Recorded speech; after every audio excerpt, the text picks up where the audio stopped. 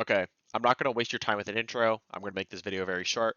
I wanted to explain why Maestro here is AFK uh, behind the kitchen around the freezer, like these shelves, right? Basically, with attacker repick, any of these players could swap to Brava if they wanted to.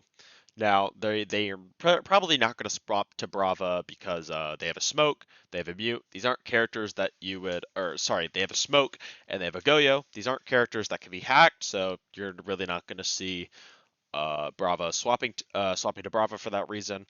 Same thing for Tuberal. There's no way for Brava to hack any of those gadgets. The only gadget that they know that they could hack is going to be a Rooney, but people aren't going to bring Brava just for an Rooney. Maestro is notoriously bad versus Brava for obvious reasons. Having a Brava hack your Maestro cam is basically a death sentence. So him staying here is for very good reason. So that's why he's just sitting here. He's going to sit here until 4 seconds. At this point, the attackers can no longer swap their operators, and since no drones got onto site, um, the Maestro can place his cams for free. Basically what this setup is knowing that cafe bottom floor, they're gonna have to do a top to bottom clear, especially since they have um, roams in bakery and Christmas. They know that there's not going to be anybody on the, or there could be somebody on the second or third floor, and they have to clear it out very safely. But they know that there's probably not going to be that many, so they're going to go for that top to bottom clear, right? Because the that's how they're going to get into the building, right? So they know that. So the defense knows that they're going to have to do this top to bottom clear. Top to bottom takes a very long time. Just the nature of cafe, right? Being a third floor site, 3 floor site. Excuse me.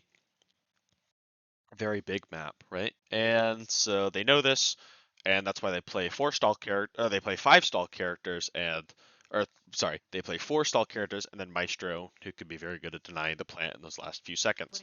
I'm gonna skip past all these rounds. You're gonna see they're at 90 seconds. They're starting to finally get the vertical play in with the buck and the sledge. They're going to get the hatch open. Tubero's going to stall for time. He's going to end up killing. Uh, who's he going to end up killing? I forget who it is.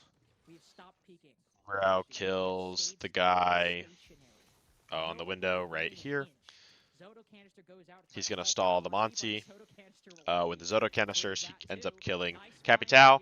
He's going to stall with the Zoto canisters. There was a barbed wire here. The Zoto canisters that make him very slow. This guy's about as slow as C9 Dream on a treadmill with the Zoto canisters. So he's going to be able to stall a lot of time. Now, Tuberon's going to end up going down, but since they were doing a top to bottom clear, there's only going to be 29 seconds left, and this is really where Maestro's going to shine. They didn't end up knowing that there was a Maestro, so 20 seconds in, they're trying to enter the building, and they just end up losing their gunfights. But mainly, this is what we're highlighting is Monty's going to try and go for this plant, but he's not going to be able to because he has to fight off the Maestro camera, and he's actually going to get hit by this Maestro camera too, or Sledge is going to get hit by it in this case. And then he's pressured, he's going to lose that fight, and then of course Monty alone trying to plant for himself, it's going to be hopeless. So Org loses this map, and basically that's why going AFK can actually help you win rounds.